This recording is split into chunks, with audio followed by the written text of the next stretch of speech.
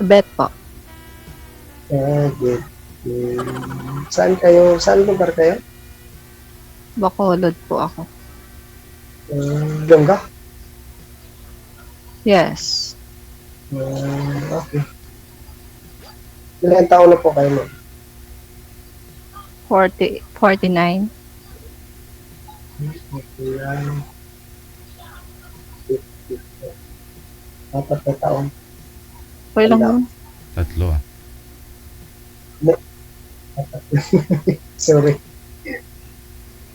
May anak na po kayo, ma'am? Bet. Oo, 2. Okay. Tatlo. Nasaan po yung asawa mo? Sa ibang bahay. Ay, same pala tayo sumakabilang bahay. Hindi siguro tayo mahal. Kaya ganun. Ilang taon na pangalan mo? 23. Edad na pala. Ang pangalan ko mali. Oh. Sa akin, 2 lang naman, 23 tsaka 16. 16. Mga binata na. Babae tsaka lalaki yun.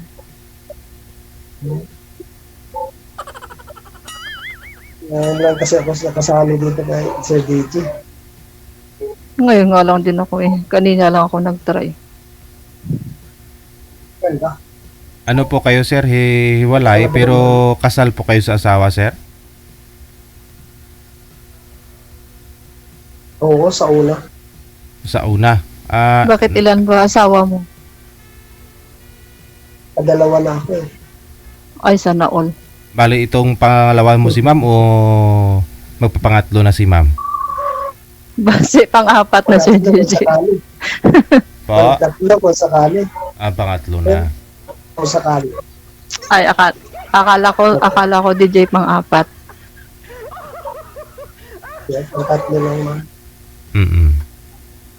Kasi yun na kailangan asawa ka naman. Wala. 9 years na ako, wala asawa.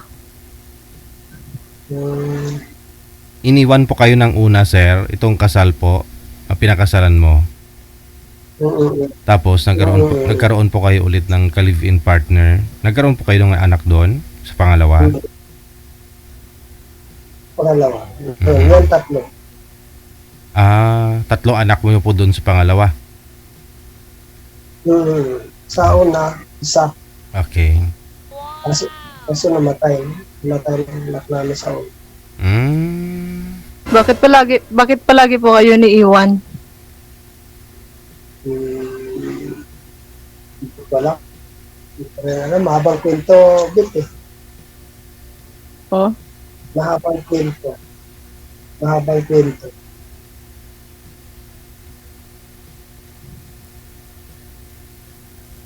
Kasi nagkaroon po kayo ng anak doon sa una, sir, no? Tapos namatay. Isang rason po yun siguro. Kaya po siguro naghiwalay kayo ng una mong asawa, yung pinakasalan mo. Namatay. Okay.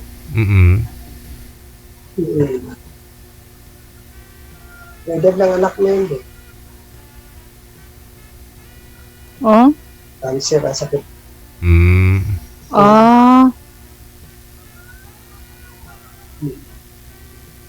Ayun sa'yo, yung anak mo, Bit, may asawa na, pangalan mo. Wala. Nag-aaral pa. Mag-graduate na ng college next year. Ano Babae yun. trabaho mo ngayon? Dito lang, Tagalog. Trabaho.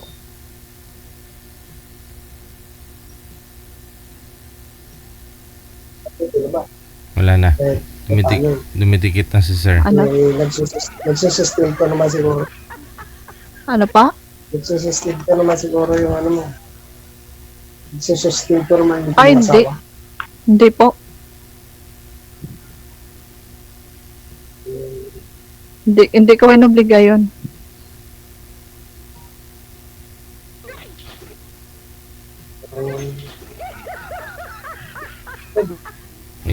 Uso po kasi yan dito sa Pilipinas eh.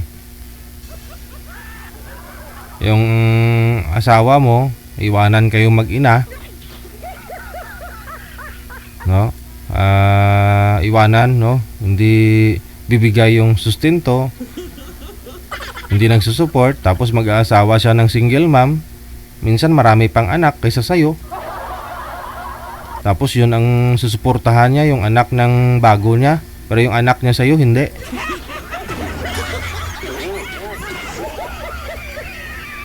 Sir, no? Si Sir kakiwi ng bibig, oh. Mahina signal.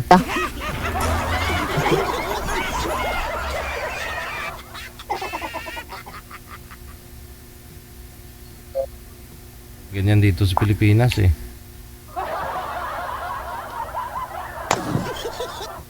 Kasi marami daw anak ko. Kasi kayo wala. Ay, wala na, sir. Parang inapakan ng pison yung signal mo. Konti nga lang. Wala signal si sir. Walang signal si sir. Ipirmin nyo po yung kamay, yung cellphone. Huwag nyo po igalaw kasi nawawala po yung signal ninyo, sir. Maghanap po kayo ng pwesto na lagi po ninyo pinupwestuhan kapag nakikipag video call ka.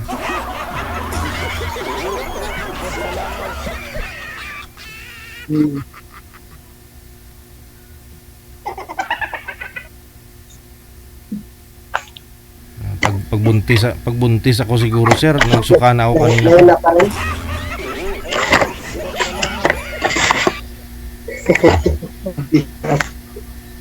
Wala na. Wala signal. Nagsuka na yung mga senior nating viewers, oh.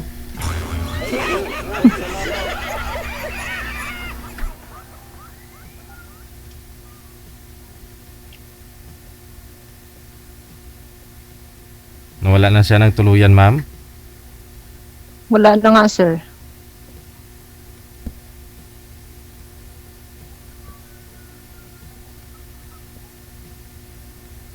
Aha.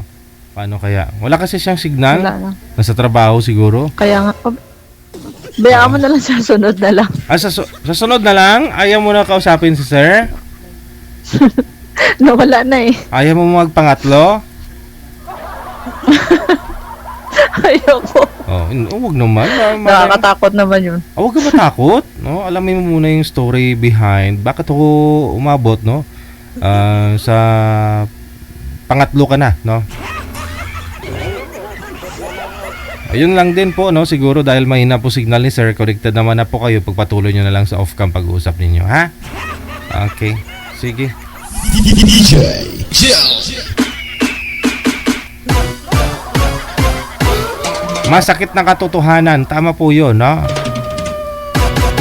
Minsan, nagpakatatay ka doon sa mga anak ng pangalawa mo o pangatlo mo.